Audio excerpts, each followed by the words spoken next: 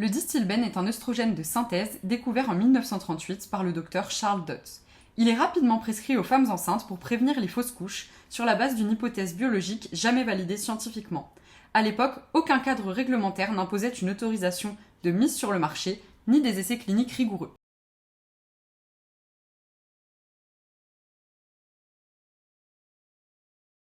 Dès 1953, des études aux États-Unis révèlent non seulement l'inefficacité du DES, mais aussi son effet délétère. Il favoriserait les accouchements prématurés. Alors, il se trouve que, en quelque sorte, je suis tombé dans le distilbène dans les années 80. J'étais allé, dans les années précédentes, faire de la recherche aux États-Unis, et c'est là-bas qu'on avait mis en évidence les effets néfastes du distilbène. Donc, j'avais été sensibilisé à ces problèmes-là.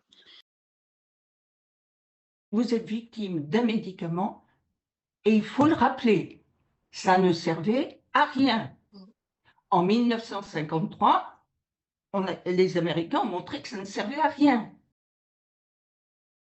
Je suis informée grâce effectivement à l'article qui est paru dans Le Monde du docteur Anne Cabot.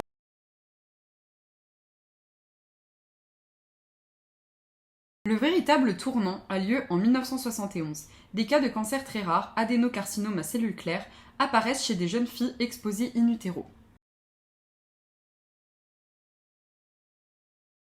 Les filles DES ont deux risques de cancer du col de l'utérus. Le risque de Madame Tout-le-Monde, si on peut dire, donc celui-ci, lié à ce virus, et puis le risque lié à l'hormone, qui s'appelle l'adénocarcinome à cellules claires du col ou du vagin.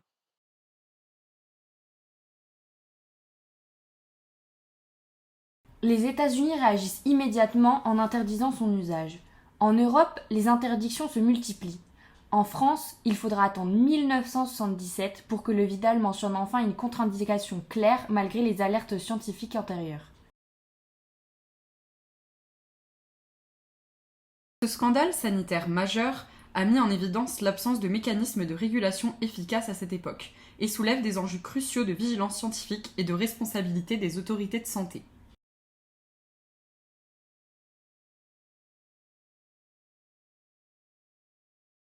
Le distilbène continue de produire des effets bien au-delà de la génération exposée. Ce médicament, aujourd'hui reconnu comme un scandale sanitaire majeur, a en réalité touché 3 générations, et peut-être plus. Il faut bien mettre au point les générations. On appelle la première génération, ce sont celles qu'on appelle les mères distilbène, c'est-à-dire qu'elles ont consommé du distilbène le plus souvent par comprimé pendant leur grossesse. Deuxième génération, ce sont ce qu'on appelle les filles distilbène, ou les garçons, les fils distilbène, qui ont reçu l'hormone quand ils étaient dans l'utérus de leur mère. Et puis il y a la troisième génération, qui sont les enfants de ces filles ou fils.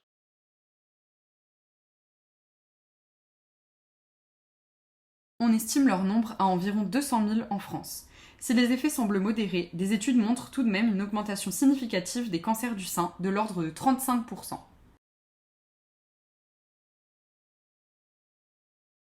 Ils sont la génération la plus touchée, environ 80 000 filles et autant de garçons. Chez les filles DES, on observe cancer du vagin ou du col, infertilité, anomalies utérines, complications de grossesse, etc. Chez les fils DES, on observe davantage de malformations génitales. En 1988, j'ai appris que notre fille présentait un cancer du col utérin dû au distilbène. Chez les femmes qui étaient exposées in utero, le distilbène occasionnait des anomalies de développement de l'utérus notamment, avec des utérus qui avaient des beaucoup plus petites cavités, un endomètre qui fonctionnait beaucoup moins bien. Donc ça occasionnait à la fois une infertilité d'origine, ce qu'on appelle implantatoire, c'est-à-dire des difficultés pour la grossesse de s'implanter dans l'utérus, mais aussi une infertilité en lien avec le développement ultérieur de la grossesse. Les enfants des filles DES, certaines malformations ont été recensées, ainsi que des séquelles liées à la prématurité. Chez les enfants des fils DES, les données sont encore limitées. Enfin, la 4e génération interroge les chercheurs. Le Distilbène illustre à quel point un médicament peut marquer une famille sur plusieurs décennies et pourquoi il est essentiel d'intégrer la dimension transgénérationnelle dans les politiques de santé et de prévention. En 1994, avec des jeunes femmes d'Aix qui étaient venues me chercher en quelque sorte, je me suis engagée et la poignée d'adhérentes, des mères, des filles, pas mal de filles, le soutien des pères aussi, c'est important. On a décidé de créer une association tournée vers 3 objectifs: l'information de qualité, hein, le soutien, bien sûr, et puis coopérer non seulement avec les médecins, mais avec les pouvoirs publics, quels qu'ils soient.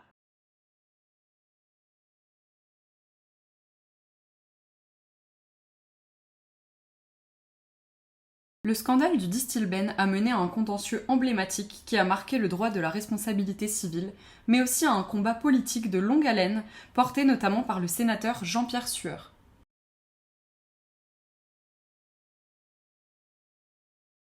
Au début des années 90, plusieurs jeunes femmes atteintes d'un cancer engagent une action contre les laboratoires avec le soutien de l'association DES France.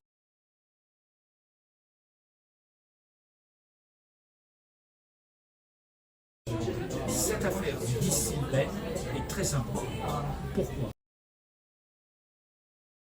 Parallèlement aux procédures judiciaires, le sénateur Jean-Pierre Sueur a joué un rôle essentiel dans la reconnaissance des droits des victimes.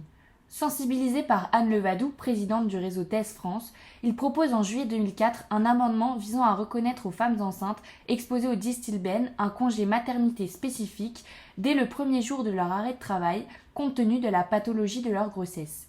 Cet amendement est adopté à l'unanimité au Sénat le 17 novembre 2004 et il est ensuite intégré dans la loi de financement de la sécurité sociale du 30 décembre 2004.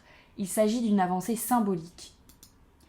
Mais cette victoire législative s'est rapidement heurtée à un blocage administratif. En effet, si le décret d'application pour les salariés du secteur privé est publié en 2006, aucune mesure n'est prise pour les fonctionnaires. Les femmes exerçant dans la fonction publique, également exposées au DES, se retrouvent exclues du dispositif. Entre 2005 et 2010, Jean-Pierre Sueur multiplie les interventions. Questions orales et écrites au Sénat, amendements, lettres ouvertes, il alerte sans relâche les ministres successifs sur l'urgence de la situation, soulignant que ce retard injustifié prive chaque année de nouvelles femmes de leurs droits. Si cette avancée est indéniable, le combat est loin d'être terminé. Depuis 2007, Jean-Pierre Sueur plaide pour la création d'un fonds d'indemnisation des victimes sur le modèle de ce qui a été mis en place aux Pays-Bas. Mais jusqu'à présent, aucune de ces propositions n'a été retenue par les gouvernements successifs. Ce qui a été difficile pour moi et pour ces femmes, c'est que quand un texte de loi est adopté, on est content. Et elles ont crié victoire, on a gagné. Eh bien non, ce n'était pas gagné. Parce qu'il fallait 2 décrets pour que ce texte soit mis en application. Et moi, ça m'a scandalisé. Parce que pendant 5 ans, 6 mois, 14 jours, des femmes qui avaient le droit de bénéficier de la loi, puisque c'est la loi, n'en ont pas bénéficié.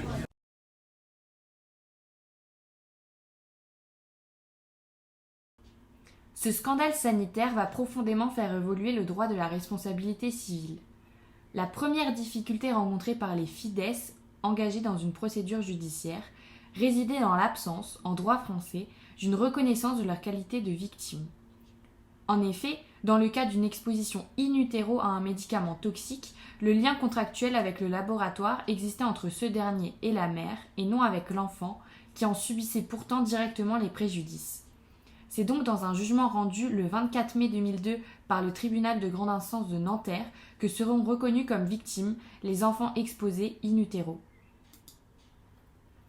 Par 2 arrêts rendus le 7 mars 2006, la Cour de cassation reconnaît le lien de causalité entre l'exposition in utero au DES et le cancer d'adénocarcinome à cellules claires, et retient un manquement à l'obligation de vigilance du laboratoire UCB Pharma. Dans une décision rendue le 24 septembre 2009, la Cour de cassation renverse partiellement la charge de la preuve.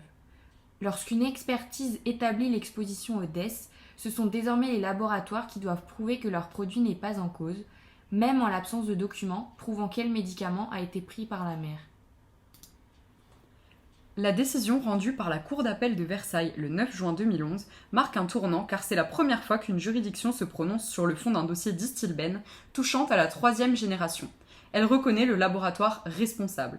1,7 million d'euros de dommages et intérêts seront versés à la famille. Le 26 octobre 2012, la Cour de cassation reconnaît la responsabilité solidaire du laboratoire quand on ne peut pas identifier lequel a fourni le médicament.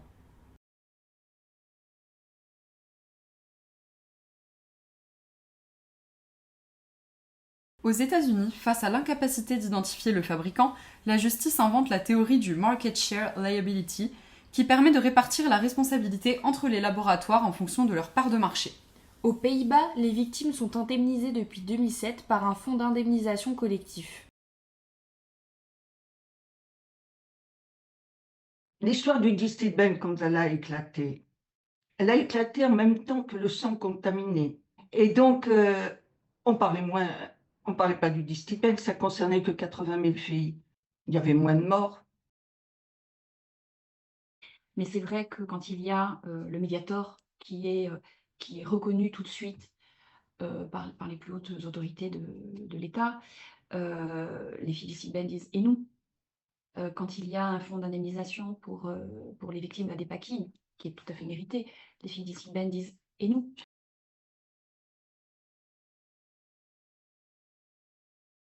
L'affaire du Distilbène constitue une référence jurisprudentielle et politique majeure en matière de responsabilité pharmaceutique et de droits des victimes. Elle a permis de mettre en lumière les insuffisances d'un cadre juridique sur l'évaluation des médicaments avant leur mise sur le marché et leur surveillance post-commercialisation. Cette affaire s'inscrit dans une série de contentieux sanitaires qui révèlent des carences systémiques. Des questions subsistent. Notre droit a-t-il pleinement intégré les leçons de ces crises ? Autant d'enjeux essentiels si l'on veut éviter que les scandales d'hier ne se reproduisent demain.